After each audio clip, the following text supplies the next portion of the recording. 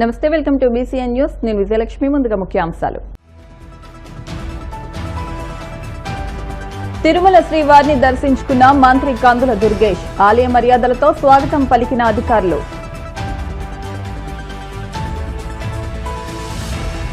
నెల్లూరు జిల్లా తుమ్మలపెంట గ్రామంలో సుపరిపాలనలో తొలి అడుగు కార్యక్రమం. ఇంటింటికి వెళ్లి ప్రభుత్వ సంక్షేమ పథకాలను వివరించిన మంత్రి కొల్లు రవీంద్ర. తాడేపల్లి వైసీపీ కేంద్ర కార్యాలయంలో జగన్ నేతృత్వంలో PAC సమావేశం. పార్టీ బలోపేతం, భవిష్యత్తు కార్యాచరణపై పార్టీ నేతలకు దిశానిర్దేశం.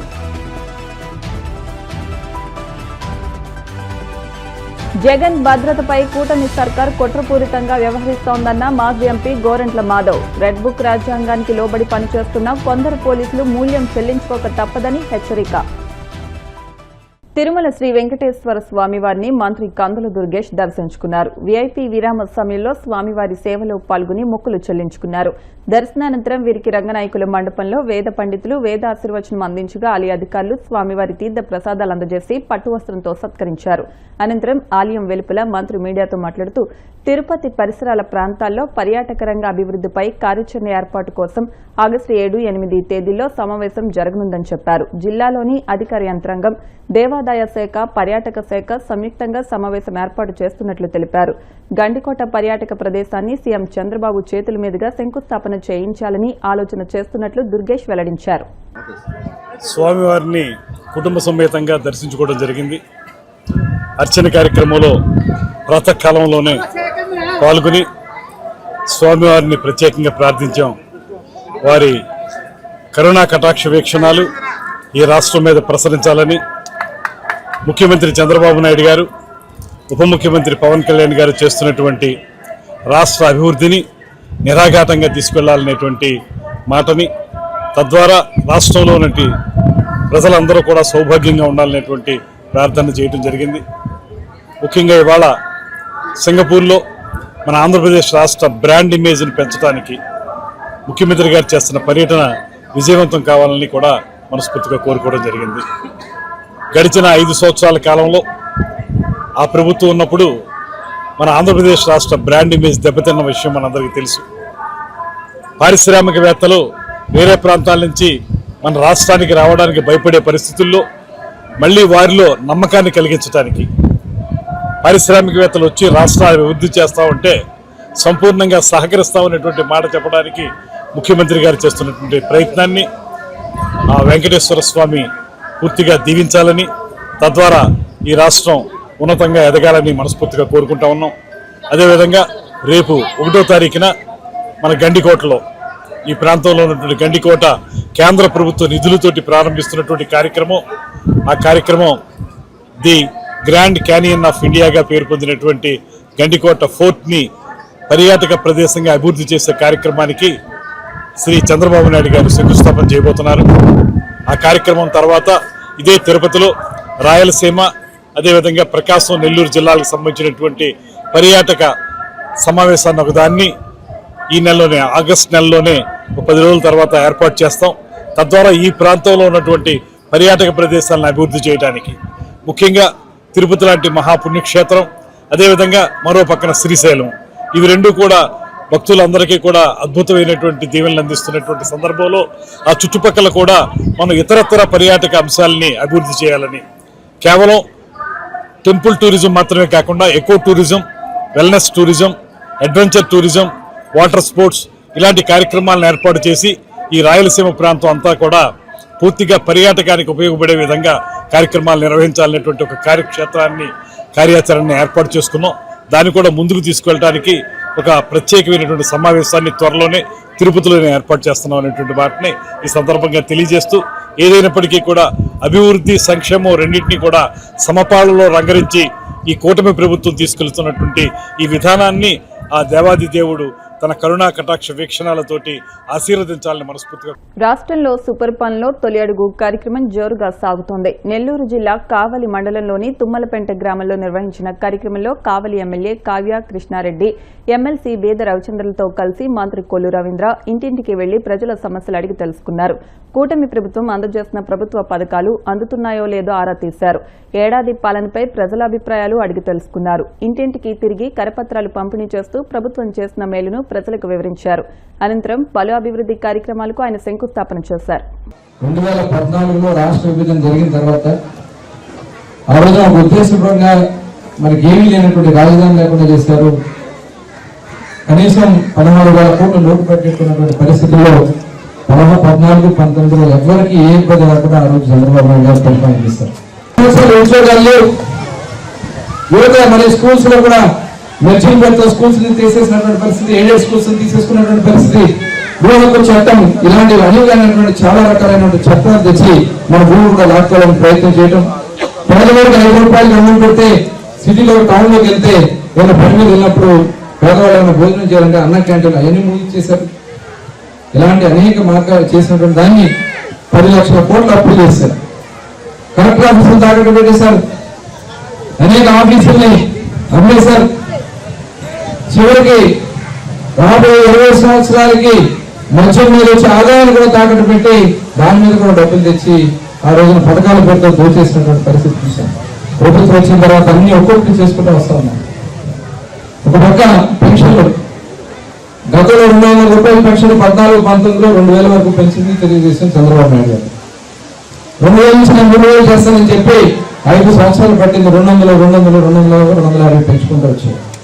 కానీ చంద్రబాబు నాయుడు గారు ఇచ్చినటువంటి మాటకి కట్టుబడి ప్రభుత్వం వచ్చింది జూన్ నెలలో అయితే జూలై 1వ తారీఖునే ఏప్రిల్, మే, జూన్ కూడా కలిపి 3,000 రూపాయలు కూడా కలిపి 7,000 రూపాయలు ఇచ్చినటువంటి సందర్భాన్ని గుర్తు చేస్తాను. అదే కాకుండా దాదాపు 64 లక్షల మంది పెన్షన్లు ఇస్తున్నాం ఈ రాష్ట్రంలో. భారతదేశంలో ఏ రాష్ట్రంలో కూడా 64 లక్షల మంది పెన్షన్ ఇచ్చే రాష్ట్రం దరిదాపులు ఎక్కడ కూడా లేదు. 4,000 రూపాయలు ఇచ్చే పెన్షన్ ఇచ్చే రాష్ట్రం కూడా ఎక్కడా లేదు. ఒక ఆంధ్ర రాష్ట్రంలోనే 1వ తారీఖు ఆదివారం వస్తే శనివారం తీసుకొచ్చి ఇంటికి అందిస్తున్నటువంటి ఒక మనసున్న నాయకుడు వారు చంద్రబాబు నాయుడు గారిని కూడా ఈ సందర్భంగా తెలియజేస్తాను. రేషన్ మరి గతంలో బండ్లు తీసుకొచ్చి సగం బియ్యం బయటకు వెళ్ళిపోయి ఆ బియ్యాన్ని కూడా ఇవాళ ఇంటికి మనమే కావాలి మన కళ్ళ ముందు తెచ్చుకునే విధంగా రేషన్ మన ఇంటికి 5 కిలోల బియ్యం ఇచ్చడం. అలాగే గ్యాస్ సిలిండర్లు ఆడపిల్లలు ఇబ్బంది పడతా ఉన్నారని చెప్పి 3 గ్యాస్ సిలిండర్లు ఇస్తామని చెప్పడం జరిగింది. ఆ 3 గ్యాస్ సిలిండర్ ఇప్పుడు 2 పని భవిష్యత్తు కూడా ఆలోచిస్తా ఉన్నారు. చంద్రబాబు నాయుడు గారు మనం చెప్పడం జరిగింది. మనం వాడుకోపోయినా ప్రతి ఒక్కరు గ్యాస్ కనెక్షన్ ఉన్నటువంటి ప్రతి ఒక్కరికి 3 గ్యాస్ సిలిండర్లు ఇప్పుడు ఆడపిల్లల అకౌంట్ మొత్తం ఉద్యోగం వేసేది జరుగుతుంది. తర్వాత ఎప్పుడు కావాలంటే అప్పుడు వాళ్ళు గ్యాస్ కూడా తెచ్చుకునే విధంగా కూడా ఇవాళ ముఖ్యమంత్రి గారు ఆలోచన చేస్తా ఉన్నారు.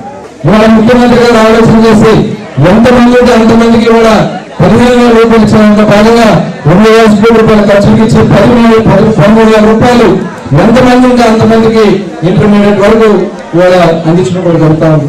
ఒక్కొక్క స్థానంలో ఎంతమంది ఎన్ని వేల కోట్లు దిగినారో ఒకసారి చూస్తా ఉన్నాం. ఇవాళ అన్ని అవినీతి చదువుతా ఉంటే వందల వేల కోట్ల రూపాయలు బయటకు వస్తా ఉన్నాయి. ఇవన్నీ కూడా దారి మళ్లించడానికి రకరకాల కార్యక్రమాలు చేస్తా ఉన్నారు. అవన్నీ కూడా మీరు ఆలోచన చేసి ఎవరు ఈ రాష్ట్రం కోసం వచ్చినప్పుడు మీరు చేసినటువంటి ఈ అభివృద్ధి కార్యక్రమాలు భాగస్వామ్యం అవుతున్నందుకు ఇంత పెద్ద ఎత్తున స్వాగతం పలికినందుకు మీ అందరూ కూడా హృదయపూర్వక ధన్యవాదాలు తెలియజేసి సెలవు తీసుకుంటామని. తాడేపల్లిలోని వైసీపీ కేంద్ర కార్యాలయంలో జరిగిన పార్టీ పొలిటికల్ అడ్వైజరీ కమిటీ సమావేశంలో వైసీపీ అధినేత మాజీ ముఖ్యమంత్రి వైఎస్ జగన్ ఆసక్తికర ప్రకటన చేశారు. త్వరలో పార్టీ తరపున ఒక మొబైల్ యాప్ను తీసుకొస్తున్నామని, ప్రభుత్వ వేధింపులు లేదా అన్యాయాలకు గురైన వారు ఈ యాప్లో ఫిర్యాదు చేయవచ్చని ఆయన వెల్లడించారు. గతంలో ప్రతిపక్షంలో ఉన్నప్పుడు నారా లోకేష్ రెడ్ బుక్ తీసుకొచ్చారని, తప్పు చేసిన వారిని వదిలేది లేదని హెచ్చరించారని జగన్ గుర్తు చేశారు. తాము అధికారంలోకి వచ్చిన తర్వాత ఈ ఫిర్యాదులపై ఖచ్చితంగా పరిశీలన చేస్తామని జగన్ స్పష్టం చేశారు. తప్పు చేసిన వారందరికీ సినిమా చూపించడం ఖాయమని జగన్ హెచ్చరించారు.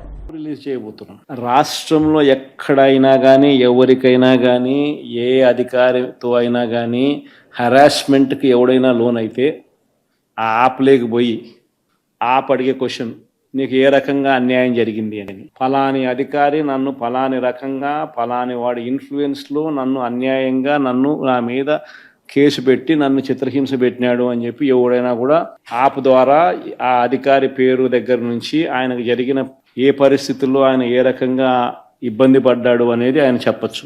ఆయన దగ్గర ఏదైనా ఆధారాలు ఉంటే ఆ ఆధారాలు కూడా ఆయన అప్లోడ్ చేసే ఫెసిలిటీ కూడా కల్పిస్తూ ఉన్నాం. సో ఇంకో బటన్ నొక్కితే ఆయన కావాల్సిన ఆయన దగ్గర ఉన్న ఆధారాలు ఏదైనా ఉంటే ఆధారాలు కూడా ఆయన అప్లోడ్ చేయొచ్చు. ఆటోమేటిక్లీ ఆ కంప్లైంట్ మన డిజిటల్ లైబ్రరీలోకి వచ్చేస్తుంది. ఆ యాప్ ద్వారా మన డిజిటల్ లైబ్రరీ మన దగ్గర ఉన్న మన సర్వర్లలోకి మన డిజిటల్ లైబ్రరీలోకి వచ్చేస్తుంది. రేపొద్దున మనం ముఖ్యమంత్రి అయిన తర్వాత ఆ డిజిటల్ లైబ్రరీ మనం ఓపెన్ చేస్తాం. ఈ పొద్దున ఎవరికి రాష్ట్రంలో ఏ కార్యకర్తకైనా ఎవరికైనా కూడా ఎటువంటి అన్యాయం జరిగినా, ఏ అధికారి వల్ల అన్యాయం జరిగినా, వాళ్ళ పేరు, ఏ రకంగా అన్యాయం చేసినాడు, ఎవరి ప్రోద్బలంతో అన్యాయం చేసినాడు, నెక్స్ట్ బటన్, మీ దగ్గర ఏమైనా సాక్ష్యాలు ఏమైనా ఉంటే ఏమైనా అప్లోడ్ చేయాలనుకుంటే చేయండి. వీడియోలు కానీ నీకు ఇంకా వేరే సాక్ష్యాలు కానీ ఏమైనా ఉంటే మీ దగ్గర ఉంటే మీరు చేయండి. సో అవి కూడా ఒక అవకాశం. అవన్నీ ఆటోమేటిక్లీ మన సర్వర్లలో మన డిజిటల్ లైబ్రరీలోకి వెళ్ళిపోతుంది. మనం వచ్చిన తర్వాత అవి ఓపెన్ చేసి ఎవడెవడైతే మన కార్యకర్తలను అన్యాయం చేసినాడో వాళ్ళందరినీ కూడా చట్టం ముందర ఏ రకంగా నిలబెట్టాలనో ఆ రకంగా నిలబెట్టించి అందరినీ కూడా సినిమా చూపించే కార్యక్రమం మాత్రం జరుగుతుంది. వాళ్ళు చేసినవన్నీ కూడా వడ్డీతో సహా ఏదైతే నువ్వు విత్తుతున్నావో అదే పండుతుంది. ఎక్కడో కూడా మనం అన్యాయం చేయడం లేదు. ఏదైతే మీరు ఇత్తినారో అదే రేపొద్దున పండుతుంది. చక్కెర వడ్డీతో సహా చెల్లించే పరిస్థితి వస్తుంది. అదొకటి ఖచ్చితంగా నెక్స్ట్ 10 రోజుల్లో రిలీజ్ చేయబోతుంది. బాబు ష్యూరిటీ మోసం గ్యారంటీ అనేది అయితే ప్రోగ్రాం జరుగుతూ ఉందో దాంట్లో మీరంతా కూడా ఇంకా కొంత ఎక్కువ ఇన్వాల్వ్ కావాలి. అంటే ఈ ప్రోగ్రామ్ అనేది అన్ని చోట్ల బాగా జరుగుతూ ఉంది. ఆర్గనైజ్డ్ పద్ధతిలోకి తీసుకొని రావాలంటే గ్రామ కమిటీస్ను మనం ఎఫెక్టివ్లీ ఫామ్ చేయాలి. ఎఫెక్టివ్లీ మనం ఫామ్ చేసే ఒక అవకాశం దీనివల్ల మనకు వచ్చింది ఈ ప్రోగ్రాం వల్ల. ఈ ప్రోగ్రాము ఎందుకు ఎంత బాగా ఉందంటే ప్రతి చోట కూడా చంద్రబాబు నాయుడు చేసిన మోసం అనేది క్లియర్ కట్గా కనిపిస్తూ ఉంది. ప్లస్ మోస్ట్ ఇంపార్టెంట్ థింగ్ ఏంటంటే మనల్ని పోగొట్టుకున్నామనేది కూడా ఆటోమేటిక్లీ కార్యకర్తల్లోనూ శ్రేయోభిలాషుల్లోనూ ప్రతి గ్రామ స్థాయిలోనూ కూడా అది విపరీతంగా కనిపిస్తుంది. ఇంతకుముందు వైఎస్ఆర్సీపీ ప్రభుత్వం ఉన్నప్పుడు ఇవన్నీ అందుతాన్ని క్రమం తప్పకుండా అందుతాన్న పరిస్థితి నుంచి చంద్రబాబు నాయుడు వచ్చిన తర్వాత ఆ అందుతానేటివన్నీ ప్లేట్ తీసేసినాడు. ఆయన ఇస్తానని చెప్పినవన్నీ కూడా బిర్యానీ పెడతానన్నాడు. అది మూతగా బిర్యానీ అనేది పలావు పోయింది, బిర్యానీగా దేవుడెరుగు అనే స్టేజ్లోకి వెళ్ళిపోయిందనే టాక్ ప్రతి ఊర్లో జరుగుతుంది, ప్రతి ఇంట్లో జరుగుతుంది. కాబట్టి గ్రామ స్థాయిలో విపరీతమైన కదలిక వస్తూ ఉంది. ఆ కదలిక వచ్చిన నేపథ్యంలో మనం దీన్ని ఆర్గనైజ్డ్ పద్ధతిలోకి తీసుకొని రావాలా. సో జరగాలనంటే మీరు మూవ్ కావాలా. ఆర్గనైజేషన్ ఇంకా రాబోయే రోజుల్లో అగ్రెసివ్గా ఇక యాక్టివిటీస్లోకి ఇన్వాల్వ్ కావాల్సి వస్తుంది. సో ఆర్గనైజేషన్ యాక్టివిటీస్లోకి ఇన్వాల్వ్ అయ్యే పరిస్థితి వచ్చే టయానికల్లా గ్రామ కమిటీస్ను పూర్తిగా 100% ఎఫిషియెంట్గా ఫామ్ చేయండి. దాంట్లో మీరు క్రియాశీలక పాత్ర. ఇప్పుడు కాసేపు ప్రకటనలు.